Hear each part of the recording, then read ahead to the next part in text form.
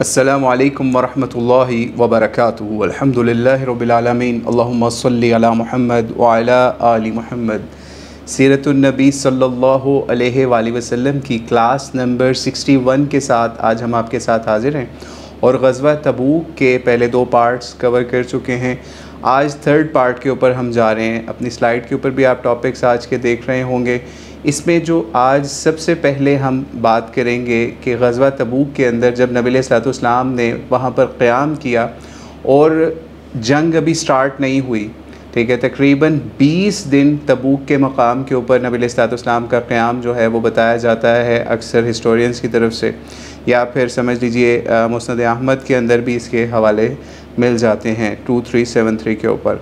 और इसी तरीके से जब ये क़याम नबी अलैहिस्सलाम का चल रहा था तो यहाँ पर एक मामला ये भी हुआ कि नबी अलैहिस्सलाम एक दिन फ़जर की नमाज़ ग़ालिबन बताया जाता है या कोई नमाज़ थी, तो उसके लिए नबी अलैहिस्सलाम वज़ू और दीगर जो अपने मामलात होते हैं क़ज़ाए हाजत वग़ैरह के, उसके लिए लश्कर से कुछ परे जाके नबी अलैहिस्सलाम गए हुए थे। और इसके अलावा मुग़ीरा बिन शोबा रज़ियल्लाहु तआला अन्हु सहाबी रसूल वो भी आपके साथ थे, और यानी आपका जो पानी वगैरह था वो उनके पास था क्योंकि उन इलाकों के अंदर पानी का उस तरीके से बंदोबस्त नहीं था, तो किसी बंदे को पास रहना पड़ता था। नबी अलैहिस्सलाम लश्कर से काफ़ी दूर जाके रफ़ा हाजत या फिर क़ज़ाए हाजत दीगर मामलात जो हैं वो करने गए और सहाबी को कुछ पीछे दूर छोड़ गए और लश्कर भी काफ़ी पीछे दूर था। तो इस मामले के अंदर काफ़ी वक्त गुजर गया जब नबी अलैहिस्सलाम वहाँ से वापस लौटे और मुग़ीरा बिन शोबा रज़ियल्लाहु अन्हु के पास आए, तो इनके पास पानी था। इनसे फिर नबी अलैहिस्सलाम ने पानी लेके वज़ू किया, और जब ये वज़ू हो गया नबी अलैहिस्सलाम का मुकम्मल, तो इसके बाद बताया जाता है नबी अलैहिस्सलाम जब लश्कर तक पहुँचे जहाँ पे नबी अलैहिस्सलाम ने नमाज़ पढ़ानी थी, लेकिन इस दौरान नमाज का जो वक्त था ना, जो अव्वल वक्त था जो नबी अलैहिस्सलाम ने डिसाइड किया हुआ था कि इस वक्त नमाज़ पढ़ेंगे हमारे लश्कर वाले,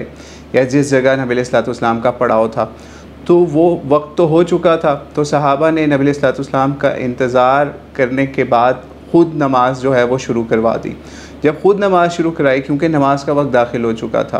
फ़जर का, तो उसमें फिर ये मामला हुआ कि सहाबा ने हज़रत अब्दुर्रहमान बिन औफ़ को आगे कर दिया कि आप हमारी नमाज़ पढ़ाएं।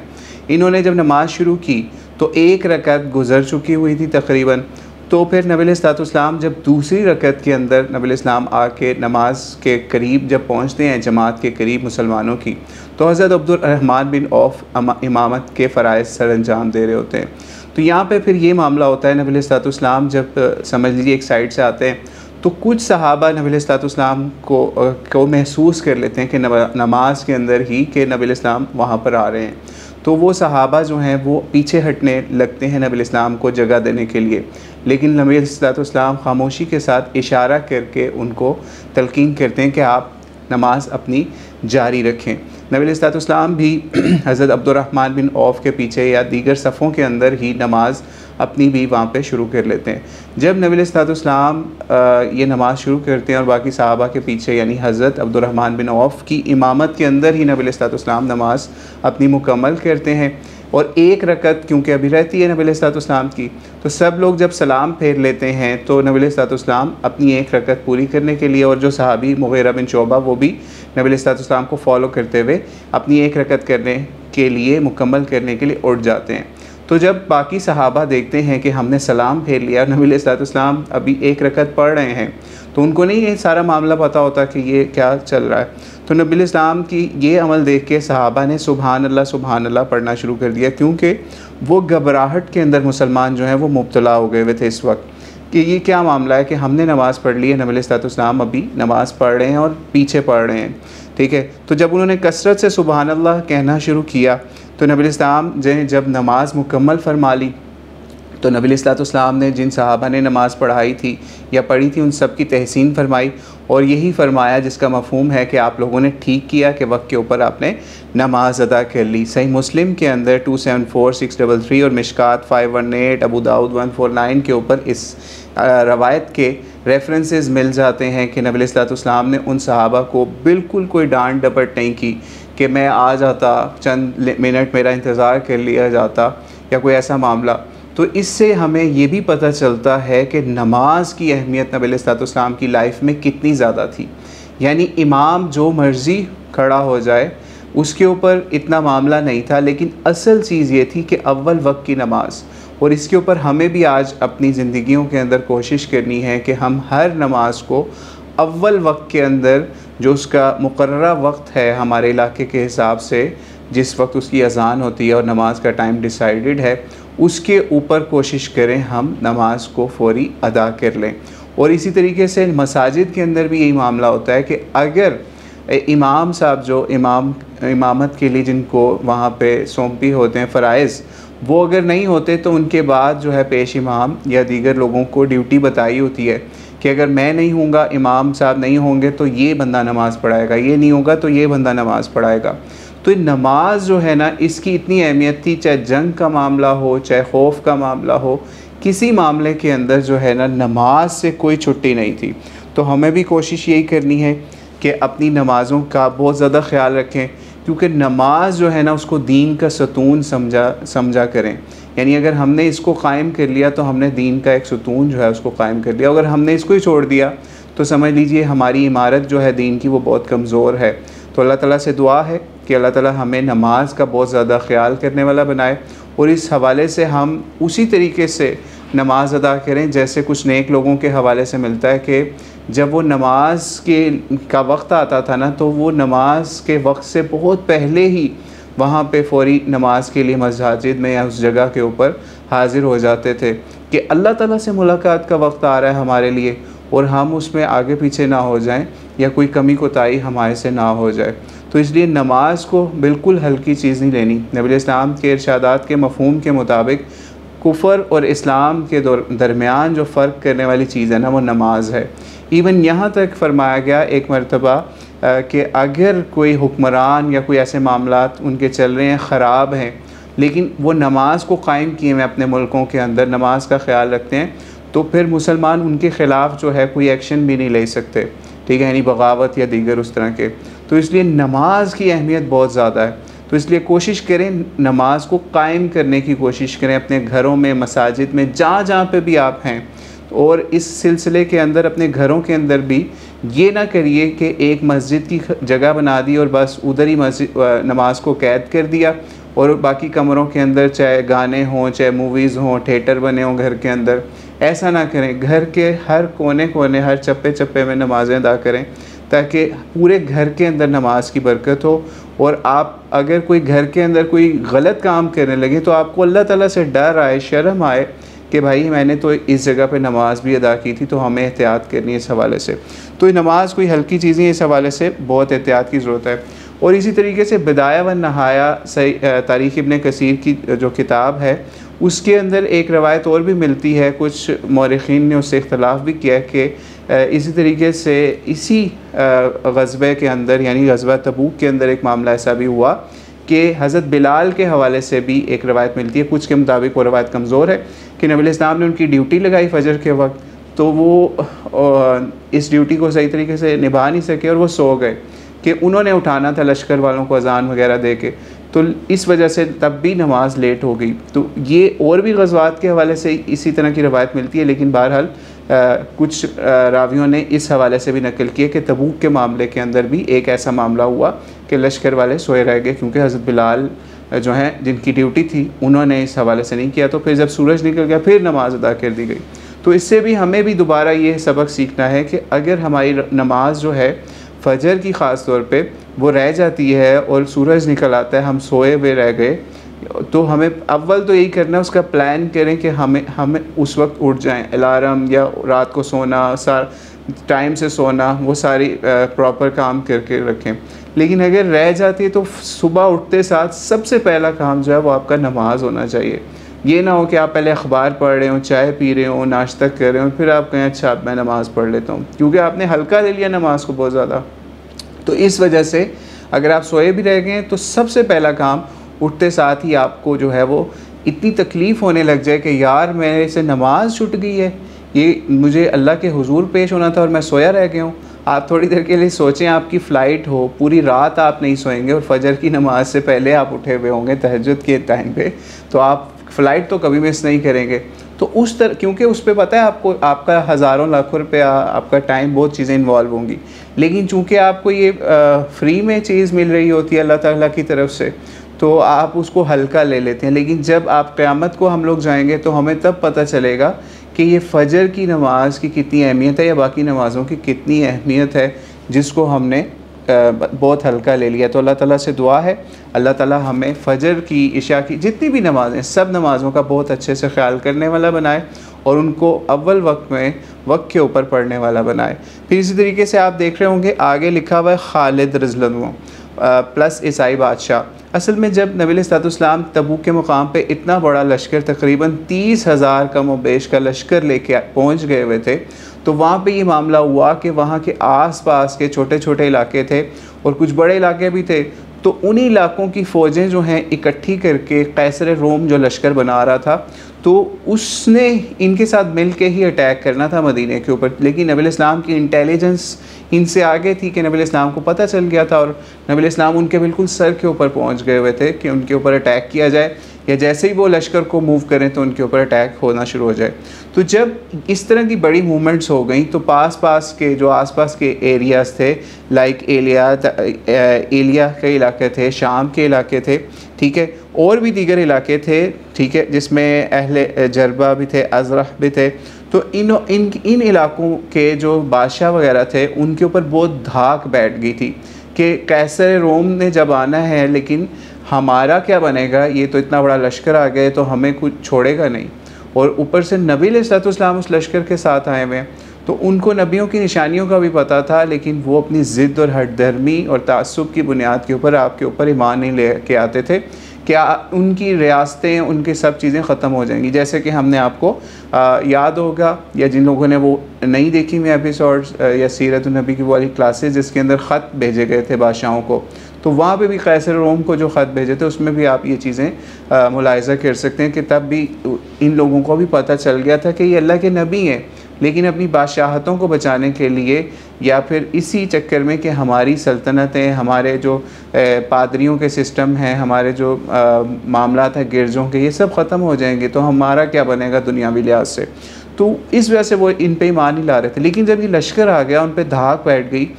तो नबी अलैहिस्सलाम से फिर कुछ बादशाहों ने ख़ुद मुसालहत भी की। और उसकी मुसालहत की एक बहुत बड़ी वजह ये बनी कि हज़रत खालिद बिन वलीद रज़ियल्लाहु अन्हु को नबी अलैहिस्सलाम ने एक, समझ लीजिए, बड़ा दस्ता दिया फ़ौज का। 420 के करीब उसमें सिपाही थे, 400 प्लस सिपाही थे उस दस्ते के अंदर। और नबी अलैहिस्सलाम ने उनको कहा कि आपने उकैदर बादशाह है, उकैदर बिन ग़ालिबन उसका नाम उकैदर बिन मालिक था, तो ये बनी किनाना से था, ईसाई था या नसरानी था, इसकी तरफ आपने जाना है। और नबी अलैहिस्सलाम ने इनको एक और ज़बरदस्त जो है ना पेशीन गोई की, या फिर इनको एक, समझ लीजिए, इनके लिए एक बिशारत भी दी कि जब आप उसके महल के करीब जाओगे ना, या फिर उसके इलाके में जाओगे, तो आपको उकैदर बादशाह जो है ना वो मिलेगा गाय का शिकार करते हुए। तो कुछ जंगली गायें होती थी, ये उसका ना शिकार का शौकीन हुआ करते थे, उस एरिया के अंदर इस तरह के मामलात थे। तो शिकार इन बादशाहों का बड़ा ज़बरदस्त मशगला हुआ करता था, तो ये निकला करते थे इस काम के लिए। लेकिन ये समझ लीजिए, जब हज़रत खालिद बिन वलीद को बिशारत भी मिल गई, अब ये खालिद बिन वलीद जो है इसके महल से काफ़ी दूर, जहाँ से नज़र आ जाए महल, उस एरिया के करीब थे। तो इनको क्या नज़र आया कि, और इसके अलावा बादशाह भी जो था वो, उसको भी महल के जो थे ना फसीलें कह लें या दरवाज़े कह लें, वहाँ पे गायें या फिर गाय जो है ना वो सींग मार रही थी अपने आके।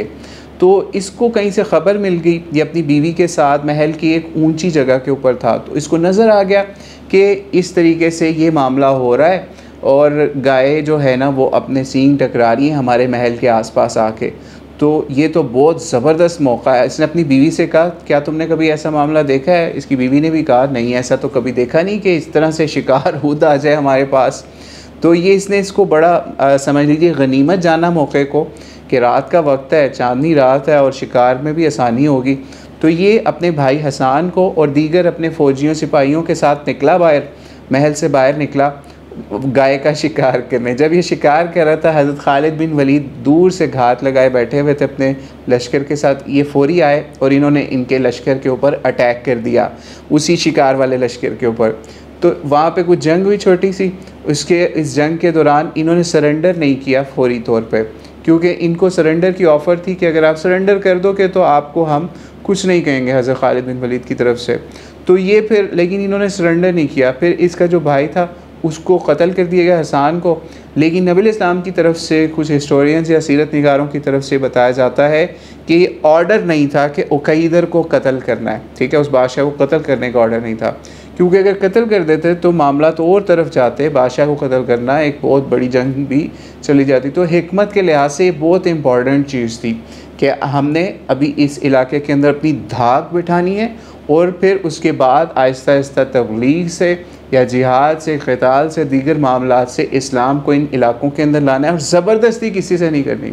अब ये उकैदर को जब ये पकड़ लिया गया तो तारीख़ की किताबों के अंदर पता चलता है तकरीबन 800 कैदी, तारीख़ इब्न कसीर के अंदर लिखा है कि 800 कैदी, 1000 ऊँट, 400 ज़िरें और 400 नेज़े, ये माल गनीमत के इधर से हाथ आया। और एक बहुत हैवी किस्म की कोई चादर थी जिसमें गोल्ड और काफ़ी काम हुआ था। वो चादर हज़रत खालिद बिन वलीद ने स्पेशली नबी अलैहिस्सलाम को भेजी। वो उकैदर की ही चादर बताई जाती है, किसी और बादशाह की चादर थी। तो वो भेजी नबी अलैहिस्सलाम के पास, पहले ही लश्कर अभी पहुंचा नहीं, पहले ये भेज दी कि ये इस तरीके से हमें फ़तह हुई है और हम आ रहे हैं आपके पास। तो नबी अलैहिस्सलाम ने जब वो चादर देखी ना जिस पे गोल्ड के इस तरह के काम और सारी चीज़ें, तो सहाबा बड़ा रश करने लगे कि ये बड़ी ज़बरदस्त चीज़ है माल गनीमत से। तो नबी अलैहिस्सलाम ने सहाबा से कहा कि आप तो ये चीज़ देख रहे हो, लेकिन जो साद बिन माज के जो रुमाल हैं जन्नत के अंदर या जो कपड़े हैं वो इससे भी कहीं आला हैं। तो ये तो दुनिया की चीज़ें कोई अहमियत नहीं रखती। इससे भी हमें समझ आनी चाहिए कि नबी इस्लाम हर स्टेप के ऊपर आखिरत याद करा रहे हैं लोगों को, यानी सोना चांदी जो मर्ज़ी माल गनीमत में आ रहा है, लेकिन नबी इस्लाम उनको ये याद करा रहे हैं कि जो शहदा की ज़िंदगी है ना, जैसे हज़रत साद बिन मुआज़ रज़ियल्लाहु जो है वो शहीद हुए थे, उनकी जो ज़िंदगी है वो इससे कहीं आला है कि उनके कपड़े हर चीज़ बहुत आला किस्म की है। तो इससे हमें ये पता चलता है कि दुनिया की जो भी चीज़ आपको नज़र आए तो आप यही कहें कि यार ये कुछ भी नहीं है, असल चीज़ तो आखिरत की चीज़ है और ये नबी इस्लाम की सुन्नत है। इस चीज़ से भी ये पता चल गया कि आखिरत के ऊपर आपको अपनी फ़ोकस रखना है, अपनी तवज्जो रखनी है। दुनिया की जो भी चीज़ है टेम्प्रेरी है, ठीक है। आप ख़ुद सोचें, आपकी चाहे जवानी हो, चाहे हुस्न हो, चाहे आपका माल दौलत हो, कुछ भी जो है वो आपके काम नहीं आता। असल चीज़ आपके आमाल काम आते हैं, जो दुनिया के अंदर आपने अच्छे काम किए होते हैं वो ही आपके काम आ रहे होते हैं आखिरत के अंदर। और आपके साथ कब्र के अंदर आप खाली हाथ ही जाते हैं। कफन देख लें आप, कफन के अंदर आप क्या साथ लेके जाते हैं? खाली चादरें होती हैं ना आपकी। तो ये इस हवाले से भी हमें इस चीज़ से सोचना है। तो ये उकैदर को लेके जब हज़रत खालिद इब्न वलीद नबी इस्लाम के पास आए तो उकैदर के साथ नबी इस्लाम ने जो बातचीत की उसके अंदर फिर मुसालहत होगी, यानी उकैदर जो है नबी इस्लाम को समझ लीजिए कि जिज़िया देने के लिए ऊपर तैयार हो गया। इसने इस्लाम इसका नहीं साबित कि इसने इस्लाम फौरी कबूल कर लिया हो, लेकिन नबी इस्लाम की भी ग्रेटनेस है कि नबी इस्लाम ने उकैदर बादशाह को या इसके आसपास के बादशाहों को ये नहीं कहा कि आप फौरी इस्लाम कबूल कर लो। इन्होंने जिज़िया देने के ऊपर एग्रीमेंट किया नबी इस्लाम के साथ और नबी इस्लाम ने इनको फिर छोड़ दिया इस हवाले से। तो ये समझ लीजिए ये इस्लाम की हिकमत थी कि इस्लाम जो है वो सिर्फ़ और सिर्फ ये नहीं कहता कि तलवार के ज़ोर के ऊपर किसी से इस्लाम कबूल करवाया जाए, बल्कि समझ लीजिए कि असल चीज़ ये है कि वो कोई नाइंसाफ़ी का मामला ना हो उन इलाक़ों के अंदर। और आगे चल के हम कोशिश करेंगे कुछ एक दो जो मुरासले हैं नबी इस्लाम के, या जो नबी इस्लाम ने अमान नामे दीगर बादशाहों को या सरदारों को उन इलाक़ों के लिख के दिए, उसके ऊपर भी कोशिश करते हैं वो भी आपके सामने पढ़ें।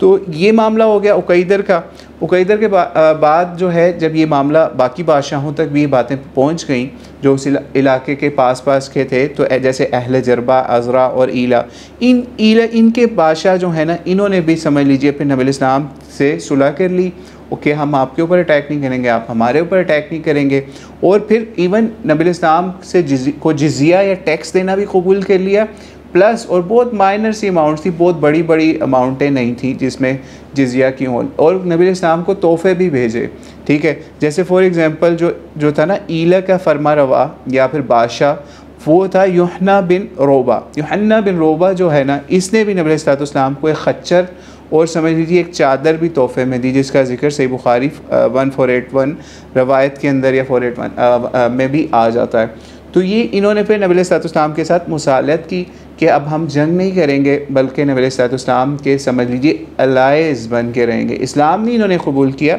लेकिन जो है नबी अलैहि सल्लम के साथ एग्रीमेंट्स कर लिए। इससे भी पता चलता है कि अगर कुफ़ार आपके ऊपर अटैक नहीं करते और आपके साथ एग्रीमेंट, पीस एग्रीमेंट्स कर लेते हैं और आपको समझ लीजिए आपको उस पर इजाज़त है, आप उनके साथ एग्रीमेंट्स इस तरह के कर सकते हैं, जैसे नबी अलैहि सल्लम ने इस तरह के बादशाहों के साथ किए। फिर इसी तरीके से नबी अलैहि सल्लम ने अहले जरबा और अज़रा और ईला, इनको जो है समझ लीजिए कुछ अमान नामे भी जो है वो लिखे। जैसे एक अमान नामा जो है वो हम आपके सामने पढ़ भी देते हैं, जो कि समझ लीजिए ये यूहन्ना बिन रोबा के बादशाह जो ईला का बादशाह था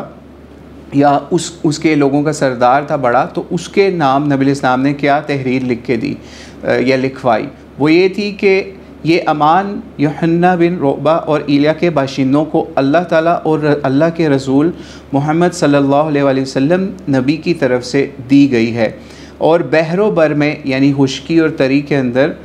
इनके जो काफ़िले होंगे उनको अल्लाह ताला और मोहम्मद अलैहिस्सलाम की या नबी की तरफ से अमान हासिल है, यानी इनके काफ़िलों को, इनके लोगों को कोई तंग नहीं किसी हवाले से किया जाएगा।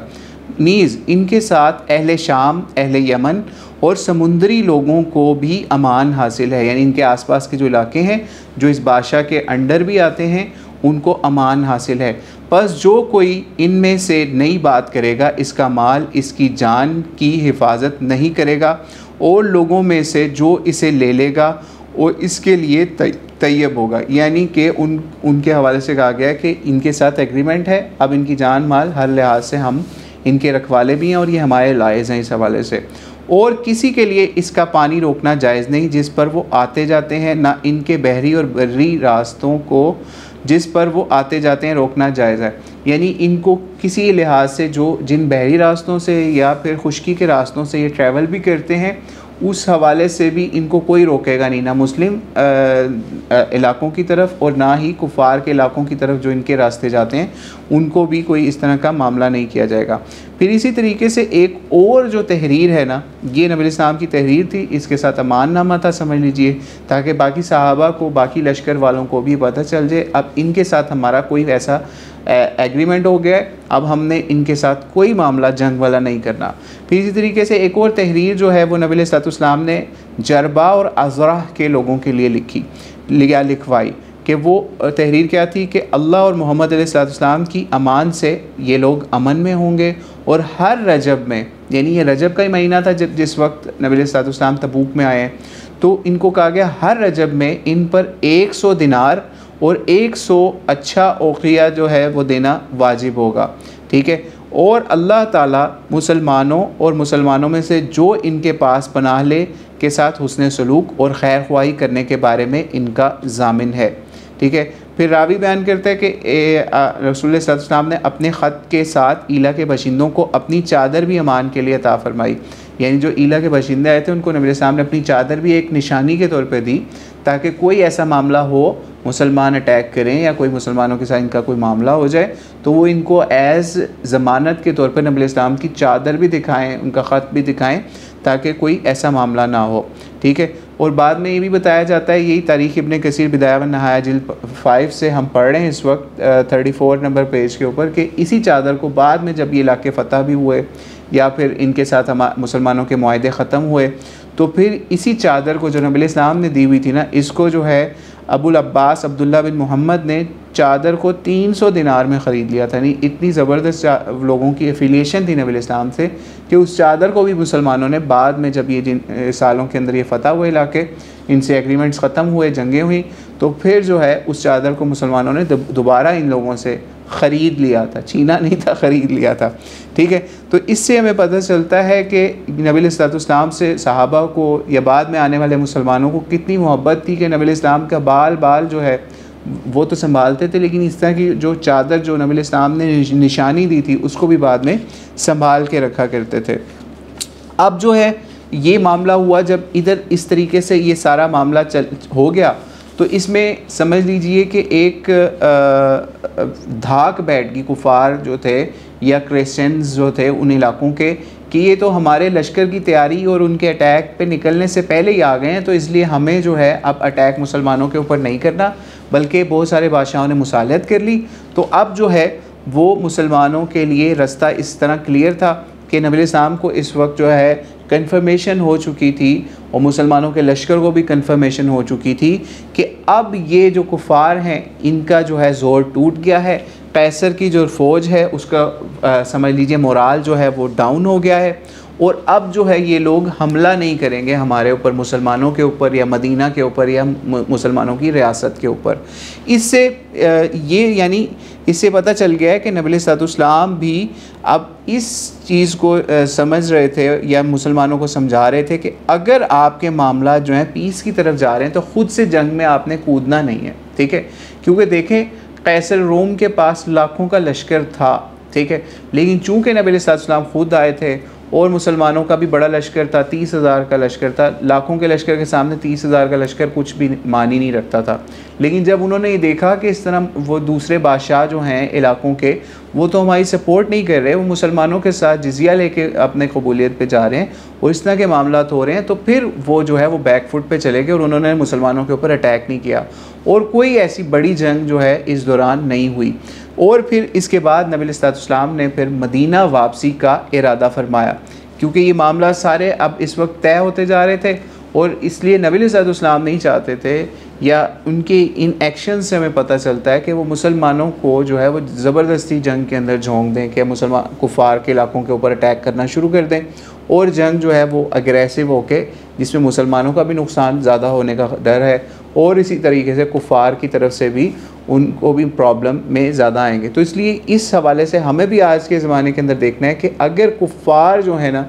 उनके लश्कर हमें नज़र आते हैं, वो तैयारी करते हैं, तो हमें भी अपनी तैयारी रखनी है। अगर वो अटैक करने की तैयारी करते हैं तो हमें भी उन पर अटैक करना है, लेकिन अगर वो अटैक नहीं करते तो हमें उनके ऊपर अटैक करके अपने इलाकों के ऊपर नुकसान जो है वो उसके हवाले से बड़ी एहतियात का काम लेना है, क्योंकि काफिर तो है वो तो है ही जहन्नम के अंदर जाने के लिए, मुसलमान जो है वो तो शहादत पा के अल्लाह ताला का कुर्ब हासिल करेगा, लेकिन फिर भी नबी सल्लल्लाहु ने इस तरह नहीं मुसलमानों को ज़ाया करवाया कि जहाँ पे मौत नज़र आ रही हो वहीं पे उनको इस हवाले से जंग के अंदर झोंक दिया जाए। तो इसलिए हमें भी दुनिया के ज़मीनी हक़ाइक़ और दुनियावी हक़ाइक़ सब चीज़ों के साथ देखते हुए कुफ़ार के साथ जंगों के मामलात करने चाहिए ताकि ओवरऑल जो है वो अमन वाला मामला रहे, ठीक है। फिर इसी तरीके से जब नबी सल्लल्लाहु अलैहि वसल्लम ने वापसी का जो है मामला हुआ तो वापसी के ऊपर जो है नबी सल्लल्लाहु अलैहि वसल्लम के लश्कर के अंदर भी कुछ मामलात ऐसे हुए कि अल्लाह ताला की तरफ से समझ लीजिए वापसी के ऊपर मदीने से वापसी के रास्ते के अंदर अल्लाह ताला की तरफ से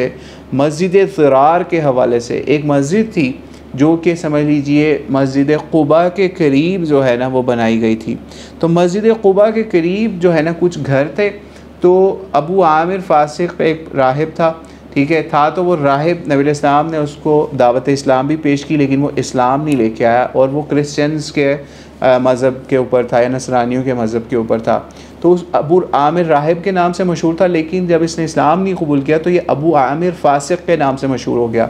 इसने क्या किया, ये कैसर रोम के अलाइज़ में भी था या उनकी जसूसी भी किया करता था, मदीने से ख़बरें भी कैसर रोम को या दीगर लोगों को पहुँचाया करता था। ओहद के अंदर इसने कुफ़ार मक्का के साथ में मिल के भी काम किया। तो इसने क्या किया, लेकिन था इस तरीके से कि ये हाथ भी नहीं आता था मुसलमानों के, मुसलमान इसको कत्ल कर दें। तो इसने ये साजिश रचाई मदीने के लोगों के साथ मिल के या मदीने के आसपास क़ुबा जो मस्जिद थी वहाँ पे उसके करीब ही कुछ मुनाफिकीन के साथ मिल के तो 10-12 लोगों ने समझ लीजिए एक मस्जिद जो है ना मस्जिद डिक्लेयर कर दिया, एक घर लेके तो उस घर को डेडिकेट कर दिया कि ये जनाब मस्जिद है। हालांकि उसका काम ये था उस मस्जिद को बनाने के बाद या उस घर की डेडिकेशन के बाद कि ये लोग वहाँ से साजिशों वाले लेटर्स या फिर साजिशें वहाँ से किया करते थे।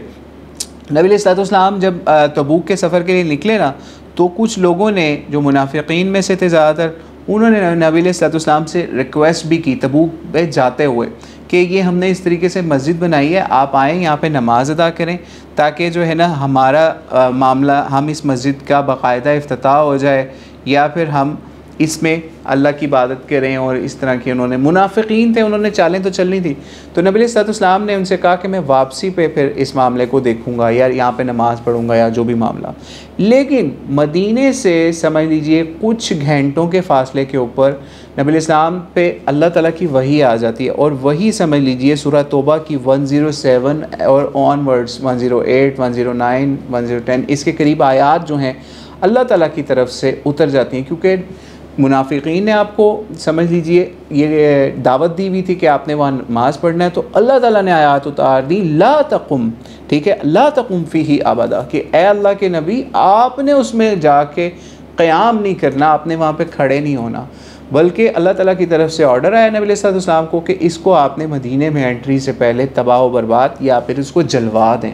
तो ये इस चीज़ के ऊपर नबी अलैहिस्सलाम ने अमल करते हुए फिर लश्कर जो है उसके कुछ लोगों को समझ लीजिए जमा किया, और फिर नबी अलैहिस्सलाम ने मदीने से 1 घंटे की मुसाफत के ऊपर अभी आप थे, तो नबी अलैहिस्सलाम ने समझ लीजिए फिर इस अबू आमिर फासिक के प्लान को ख़त्म करने के लिए, मस्जिद ज़िरार को जो है वो ख़त्म करने के लिए नबी अलैहिस्सलाम ने फिर कुछ सहाबा को भेजा। इन सहाबा में समझ लीजिए एक आसिम बिन अदी और दीगर सहाबा को भेजा, इन्होंने जाके उस मस्जिद को आग लगा दी और उसको समझ लीजिए ख़त्म कर दिया। लोग जो अंदर थे वो निकल के भाग भूग गए, वो नहीं मिलता तारीख़ के अंदर कि उसमें भी कोई जला हो, जल के मर गया हो, ठीक है। तो इस हवाले से सिर्फ़ उसका नामो निशान ख़त्म करना था। नबी अलैहिस्सलाम ने मस्जिद यहाँ पे वापसी, मदीने में वापसी से पहले क्योंकि अल्लाह ताला की तरफ से बहुत ज़्यादा सख्त ऑर्डर था, और ये क्योंकि मस्जिद क़ुबा के करीब थी, तो आप अगर ये इन आयात को पढ़ेंगे ना 107, 108, 109, तो इसके अंदर भी हमें ये चीज़, इसका ज़िक्र मिलता है कि अल्लाह ताला ने मस्जिद क़ुबा को यहाँ पे प्रेज़ किया कि जिसकी बुनियाद पहले दिन से, अव्वल यौम से जो है असास जो है वो तक़वा के ऊपर रखी गई, तो उसी को कायम रखना है, उसी में आपने नमाज़ें पढ़नी है, उसके करीब इस मस्जिद ज़िरार में नहीं जाना, ये कुफ़र और निफाक की जगह है। तो इसलिए अल्लाह ताला ने इसको कुफ़र और निफाक की जगह करार दे के मुसलमानों को ऑर्डर दिया कि इसको ख़त्म करवा दिया जाए। इससे हमें एक ये भी चीज़ पता चलती है कि आज भी अगर कोई ऐसी मसाजिद हैं और मुसलमानों के हुक्मरानों को, उनके लीडर्स को ये पता चलता है कि ये फ़लाँ मस्जिद जो है ये काफिरों की सपोर्ट के अंदर है, यहाँ से काफिरों के साथ जो है वो वही काम होता है जो मस्जिद ज़िरार से होता था कि यहाँ से लेटर जाते हैं मुसलमानों के ख़िलाफ़, या फिर वहाँ पे काफिरों के एजेंट्स को बुलाया जाता है, मुनाफिकीन को जमा किया जाता है। तो ऐसी मसाजिद के लिए फिर हमें उस मुल्क की इंतज़ामिया को लिखना है कि जनाब इस मस्जिद को ख़त्म कराएं, क्योंकि ये मुसलमानों के लिए तफरीक का, निफाक का और मुसलमानों को तोड़ने का, मुनाफिकत वाला काम कर रही है, जैसे मस्जिद ज़िरार का था। और वो फिर हमें उसी हिसाब से उन चीज़ों को मैच करना है। अगर वो चीज़ें मैच हो रही हैं, जैसे मस्जिद ज़िरार की थी कि वो कुफ़ार को लेटर्स लिखा करते थे और उनको मिला के मुसलमानों पे अटैक की साजिशें करते थे, जासूसियाँ करते थे, वो अगर आपकी मैच होती फिर आपको इजाज़त है किसी मस्जिद को ख़त्म करने की, वरना आप किसी मस्जिद को ऐसे ख़त्म नहीं कर सकते। तो इस हवाले से भी बड़ी एहतियात की ज़रूरत है कि हम मसाजिद को कभी भी कुफ़ार के मरकज़ ना बनाएं। यानी ये मामला ना हो आपकी मसाजिद का कि वो मसाजिद जो हैं मुसलमानों के कम्युनिटी सेंटर की बजाय वो कुफ़ार के कम्युनिटी सेंटर बन जाए। यानी कुफ़ार जो हैं वो वहाँ पे आके जो है वो इंजॉयमेंट कर रहे हैं, अपने प्रोग्राम कर रहे हैं, और मुसलमानों को उन्हीं चीज़ों में मशगूल रख दिया उन्होंने। तो इसलिए अपनी मसाजिद को इस हवाले से एहतियात से रखें। हाँ, ये ज़रूर है वो कुफ़ार जो सिर्फ़ इस्लाम समझने के लिए आपकी मस्जिद आना चाहते हैं, आप उनको अपनी आम मसाजिद के अंदर आ सकते हैं। सिर्फ़ और सिर्फ उनको मक्का मदीना की हद तक जो है वो उनको दाखिले की उस तरह इजाज़त नहीं होगी। लेकिन जो है जो हमारी आम मसाजिद हैं उनके अंदर अगर वो उलमा से मिलने आते हैं, इस्लाम की दावत को समझने की कोशिश करने आते हैं, जिस तरीके से आगे चल के हम अगली साथ के अंदर आपको बताएंगे कि जिस वक्त मदीने के अंदर भी अभी ये रूल नहीं था या जज़ीरा अरब के अंदर ये रूल नहीं था कि अभी काफ़िरों को यहाँ से निकाल देना है, वो भी फिर ऑर्डर जब आएगा वो भी आगे चल के बताएंगे। तो उस वक्त फिर नजरान से भी वफ़द आया ईसाइयों का, उन्होंने मस्जिद में नमाज़ें भी नबी इस्लाम के समझ लीजिए अपने तरीके से जो इबादत थी जिसको हम नमाज कहते हैं, प्रेयर कहते हैं, वो भी मस्जिद के अंदर उन्होंने आके पढ़ी मुसलमानों की, तो उनको भी उससे रोका नहीं गया कि वो मस्जिद में एंटर हों। तो इसलिए इस हवाले से एहतियात की ज़रूरत है सिर्फ। लेकिन अगर कोई इस्लाम सीखने के लिए या मुसलमानों से समझ लीजिए एक ख़ास लिहाज से दावत सुनने के लिए अगर वो आ जाते हैं आपकी मस्जिदों के अंदर, तो उनके लिए स्पेशल जगह बना के उनको दावत इस्लाम पेश करें। लेकिन इसमें एहतियात की ये कोशिश करें कि उनके कोई ऐसे लोग ना आए जो वहाँ पे तफरीक का, निफाक का या कोई ऐसे ख़ास किसी डिबेट के अंदर जाने, मुसलमानों के साथ जाने की कोशिश करें जिसकी ज़रिए से मुसलमानों की बाद में जगसाई हो। हाँ, अगर उनके लेवल का कोई डिबेटर हो, जैसे फॉर एग्ज़ाम्पल इस वक्त दुनिया के अंदर डॉक्टर ज़ाकिर नाइक है, क्रिश्चियनिटी और हिंदुज़म और दीगर जुडाइज़म या और इज़म्स के ख़िलाफ़ जो है वो बड़े डिबेटर्स हैं, तो उन इस तरह के बड़े बड़े डिबेटर्स जो मारूफ डिबेटर्स हैं जिनका आपको पता है, फिर आप उनकी मस्जिद में या मस्जिद से बाहर या किसी जगह पे डिबेट्स करवा सकते हैं जिससे जो है वो इस्लाम को फ़ायदा होता है। लेकिन अगर आपको लगता है कि आपकी मसाजिद में या आपके इलाकों में ऐसे डिबेटर्स नहीं हैं जो कि इनके राहिबों से, इनके दीनी लोगों से या इनके मजहबी लोगों से डिबेट नहीं कर सकते, तो फिर आप उनको मस्जिदों में अपनी आने ना दें, उनके साथ फिर डिबेट वाला मामला ना करें। अगर प्रोफेशनल्स हैं डिबेटर्स मुसलमानों के, तो फिर उनके साथ ऐसा मामला करें। तो ये नबी इस्लाम ने मस्जिद ज़िरार को भी गिरा दिया। फिर जब नबी इस्लाम मदीने के करीब आ रहे थे, तो मदीने के करीब जो है ना पहुँचते पहुँचते नबी इस्लाम को जब दूर से मदीना नज़र आया, ओहद नज़र आया, तो नबी इस्लाम ने समझ लीजिए फरमाया, क्या फरमाया कि ये ताबा है और ये ओहद है। ओहद पहाड़ जो है उससे हम मोहब्बत करते हैं और ओहद हमसे मोहब्बत करता है। नबी इस्लाम ओहद पहाड़ से और मदीना से बहुत मोहब्बत किया करते थे। और मदीना का एक पुराना नाम होता था यसरब, यानी एक बुरी बीमारियों वाली ज़मीन। इसलिए उलमा की अक्सरियत इस चीज़ की कायल है कि अब आपने मदीने को यसरब नहीं कहना, ताबा या तैयबा या ये कह सकते हैं। जैसे इस हदीस के अंदर भी जो हमने भी आपके सामने बयान की, उसमें नबी इस्लाम ने मदीने को देख के कहा कि ये ताबा है। ठीक है, ये इसका ज़िक्र भी जो है ना समझ लीजिए आप सही बुखारी के अंदर या और रवायतों के अंदर हमें मिल जाता है कि नबी इस्लाम ने मदीने को देख के किस तरीके से ताबा कहा। तो फिर समझ लीजिए ये बुखारी के अंदर समझ लीजिए 1481 नंबर रवायत है जिसके अंदर ये ताबा कहने का नबी इस्लाम का तबूक से वापसी पे ज़िक्र है। तो नबी इस्लाम ने फिर उसके बाद जब अच्छा ताबा कहते हैं नफीस, खुशबूदार और बहुत अच्छी ज़बरदस्त या पाक जगह को, ठीक है। तो इसलिए नबी इस्लाम ने मदीना को ताबा भी कहा करते थे। इसलिए आप देखते होंगे मदीना को इस वक्त मदीना मुनव्वरा भी कहते हैं, मदीना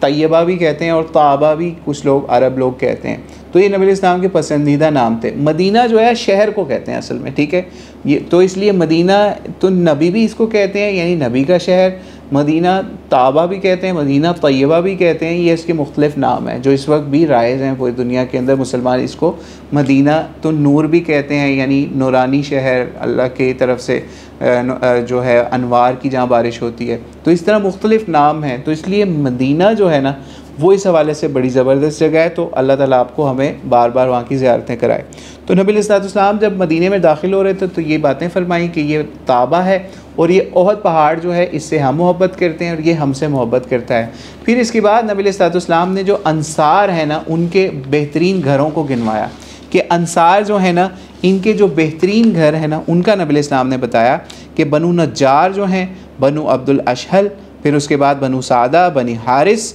ये अंसार के बेहतरीन घर, बेहतरीन समझ लीजिए कबीले या ट्राइब्स हैं। और बाकी अंसार का भी बताया कि ये भी अच्छे, बाकी अंसार की भी तारीफ़ की कि सारे ही अंसार जो हैं इनके अंदर खैर वाला मामला है। तो इससे भी हमें पता चलता है कि नबी इस्लाम अंसार मदीना से बहुत प्यार करते थे, मदीना से भी बहुत प्यार करते थे। जैसे कि आपको हम फ़तह मक्का वाली क्लासेस के अंदर भी बता चुके कि जिस वक्त अंसार ने ये सोचा कि नबी इस्लाम हमें छोड़ देंगे तो नबी इस्लाम ने उनको नहीं छोड़ा। अपना आबाई वतन जो है मक्का जो है या अपना पैदाइशी जगह मक्का को छोड़ के मदीने से इतनी मोहब्बत रखी कि वहीं पे रहे। अंसार के साथ रहे और यही कहा कि मेरा आखिरी जो है वो जगह यही होगी आप लोगों के साथ ही, मेरा जीना मरना आप लोगों के साथ होगा, अंसार के साथ। तो उसी चीज़ के ऊपर नबी अलैहिस्सलाम कायम रहे। तो इससे हमें पता चलता है मदीने से हमें भी बहुत मोहब्बत होनी चाहिए, सहाबा को भी बहुत मोहब्बत होती थी। और बाद में कई नेक लोग ऐसे से गुज़रे हैं कि वो नबी अलैहिस्सलाम के जहाँ पे कब्र मुबारक है उसके करीब करीब ही इलाकों के अंदर रहते थे और इतनी दूर तक दूर नहीं जाया करते थे। कोई मेहमान भी आता था तो उसको भी छोड़ने उतनी दूर तक ही जाते थे कि नबी अलैहिस्सलाम की कब्र मुबारक या रोज़ा मुबारक जो है वो आंखों से ओझल ना हो जाए। तो ये मदीने से मोहब्बत थी सहाबा की या और लोगों की, नेक लोगों की आज भी है, तो हमें भी करनी चाहिए। और हज़रत उमर के हवाले से भी कुछ तारीख़ी रवायात में मिलता है कि आपको भी मदीने से बहुत मोहब्बत थी और आपका ये समझ लीजिए ख्वाहिश थी कि मदीने में ही आपकी शहादत हो और मदीने में ही आपका मदफन हो। और इसी तरीके से एक चीज़ जो है ना वो हमने मिस भी कर दी आज के एपिसोड में। हम सोच रहे हैं कि वो क्योंकि स्लाइड के ऊपर नहीं है लेकिन हमें भी याद आ गई, जिस वक्त तबूक में थे ना नबी अलैहिस्सलाम। अच्छा, इसके बाद फिर हम मदीने वापसी को क्लोज़ करके तो आज की एपिसोड एंड करेंगे। तबूक के अंदर एक सहाबी थे, उनकी डेथ भी हुई तबूक के अंदर ही, जिनका नाम था अब्दुल्ला ज़ुलबजादैन। अब्दुल्ला ज़ुलबजादैन जो है ना, एक रात के हवाले से बताया जाता है कि इनकी तदफीन रात के वक्त ही नबी अलैहिस्सलाम ने तबूक वाले एरिया में की। इनकी वहाँ पे अचानक डेथ हुई, बीमार हुए और इनकी डेथ हो गई। तो यहाँ पे इनकी जो जब डेथ हुई तो इनकी जो तदफीन हो रही थी ना, यानी इनको रात के अंधेरे में ही दफन किया जा रहा था, तो इनको हज़रत उमर रज़ियल्लाहु अन्हु ने, हज़रत अबू बकर ने और नबी अलैहिस्सलाम इन तीनों सहाबा ने मिल के जो है वो दफन किया वहाँ पर। ठीक है, ये बीमार थे या कोई मामला था इनके साथ, तो ये वहाँ पे समझ लीजिए इनकी वफ़ात होगी। ज़ुलबजादैन जो है ना, इनका लक़ब था, इनका असल नाम अब्दुल्ला था और जब इस्लाम कबूल करने से पहले इनका नाम जो है वो कुफ़ार के नामों के ऊपर हुआ करता था, अब्दुल उज़्ज़ा बताया जाता है इनका नाम। लेकिन फिर ये जब भाग के कुफ़ार से अपनी फ़ैमिली को सबको छोड़ के हिजरत करके नबी अलैहिस्सलाम की खिदमत में हाज़िर हुए, तो इनके वहाँ पे अच्छे मामलात थे, यानी बहुत गरीब नहीं थे, लेकिन आए तो एक चादर के अंदर आए, एक चादर में लपेटे हुए आए भाग के कुफ़ार मक्का से। तो जब ये आ गए नबी अलैहिस्सलाम के पास तो नबी अलैहिस्सलाम ने इनकी हालत ज़ार देखी या गरीबी का आलम देखा, इनके ऊपर सिर्फ़ एक चादर थी। फिर नबी अलैहिस्सलाम ने इनको बताया कि ये दो चादर एक है ना आपके, तो बुजाद उसे कहते हैं तो अरबी में, तो इस किस्म का कोई मतलब होता है, तो वो ख़ास चादर को बजाद कहते हैं। तो फिर नबी अलैहिस्सलाम ने इसको जो है ना, इस सहाबी रसूल को, जिनका नाम अब्दुल्ला भी कुछ रवायत के मुताबिक रख दिया गया, बाद में अब्दुल रज़्ज़ाक़ की बजाय अब्दुल्ला रख दिया गया, इनको समझ लीजिए। फिर नबी अलैहिस्सलाम ने कहा कि जो एक चादर है ना, इसको काट के तो आप दो बना लें, ताकि एक जो है वो आपकी एज़ जो है वो तहबंद या फिर समझ लीजिए जैसे हम शलवार या पैंट पहनते हैं उस तरह से यूज़ हो जाए, और एक चादर आप अपने ऊपर लपेट लें। तो ये उस दिन से इनको ज़ुलबजादैन यानी दो चादरों वाला कहना शुरू कर दिया साहबा ने, और इनका यही लक़ब मशहूर था। तो जब इनकी तदफीन हो रही थी ना तबूक के अंदर, तो अब्दुल्ला इब्न मसूद भी रात के अंधेरे में ये तदफीन देख रहे थे। इनको नबी अलैहिस्सलाम ने अपने हाथों से दफन किया, और दफन करने के बाद भी नबी अलैहिस्सलाम ने इनकी कब्र के ऊपर दुआ की, और दुआ ये की कि ए अल्लाह मैं इससे राज़ी हूँ, तू भी इससे राज़ी हो जा। ठीक है, इस तरह से नबी अलैहिस्सलाम ने बड़ी रिक्कत आमेज़ दुआ की इनके लिए कि अल्लाह ताला इनसे राज़ी हो जाए। तो फिर नबी अलैहिस्सलाम ने समझ कि ये दुआ सुन के ना अब्दुल्ला बिन मसूद को इतना रश्क आया, उन्होंने कहा काश ये जो इस वक्त नबी अलैहिस्सलाम जिनकी तदफीन की है ना, इनकी जगह मैं होता। यानी नबी अलैहिस्सलाम की दुआ से इतना प्यार था सहाबा को कि वो इसके लिए मरने के लिए तैयार होते थे। तो अब्दुल्ला बिन मसूद रज़ियल्लाहु अन्हु ने ये ख्वाहिश ज़ाहिर की उस वक्त। तो हमने सोचा हम आपको ये भी बता दें कि एक सहाबी की शहादत भी हुई इसी में, और इससे भी ये पता समझ लीजिए जो भी अल्लाह के रास्ते में निकले, अगर वो गाज़ी वापस आ जाए तो वो गाज़ी, लेकिन उसकी अगर वहाँ पे नेचुरल डेथ भी हो जाती है तो वो शहदा के अंदर शुमार होगा। तो इनको हम तबूक के शहदा के अंदर भी शुमार करते हैं या फिर कर सकते हैं। तो ये भी एक मामला जो है तबूक का हमने सोचा आपको बता दें। फिर उसके बाद नबी अलैहिस्सलाम जब मदीने वापस आए तो मदीने वापसी के ऊपर भी कुछ ऐसे मामलात हुए जिनका हम कोशिश करेंगे अगली एपिसोड में ज़िक्र करें, क्योंकि जो लोग भी इस गज़वा तबूक से पीछे रह गए थे, जिनमें मुनाफिकीन भी थे और कुछ अच्छे मुसलमान भी थे, तो फिर उनके क्या मामलात हुए, नबी अलैहिस्सलाम ने उनके साथ क्या मामलात किए, वो भी फिर आपको अगली एपिसोड में इंशाअल्लाह ताला आपको बताएंगे, ताकि हम उससे कुछ सीख सकें कि आज हम नबी अलैहिस्सलाम की सीरत से क्या सीख सकते हैं। तो इसलिए आज की क्लास को अब हम एंड करते हैं। तो अल्लाह ताला से दुआ है अल्लाह ताला हमें नबी अलैहिस्सलाम की सीरत को पढ़ने वाला, समझने वाला, सीखने वाला और आगे लोगों तक इसको पहुंचाने वाला बनाए, ताकि आज की लाइफ में हम सीख सकें कि नबी अलैहिस्सलाम की लाइफ से, उनकी ज़िंदगी से, उनकी सीरत मुबारक से हम आज क्या सीख सकते हैं कि हम अच्छे मुसलमान बन के उस आयत का मज़दाक बन जाएं जिसमें आया है अतीउल्लाह व अतीउर रसूल वला तुब्तिलू अमालकुम, यानी अल्लाह की इताअत करनी है, अल्लाह के रसूल की इताअत करनी है, ताकि हमारे अमाल ज़ाया ना हो जाएं। तो ये उसी सूरत में ज़ाया होने से बचेंगे अगर हम नबी अलैहिस्सलाम को फॉलो करेंगे जैसे अल्लाह ने कहा अतीउर रसूल का। तो इसलिए अल्लाह ताला से दुआ है अल्लाह ताला हमें अपने नबी की अताअत के अंदर ही इस दुनिया से उठाए। वल्लाहु अअलम बिस्सवाब। अस्सलामु अलैकुम वरहमतुल्लाहि वबरकातुहू। अगर कोई क्वेश्चन है तो ठीक है, अदरवाइज़ हम क्लास को एंड करते हैं।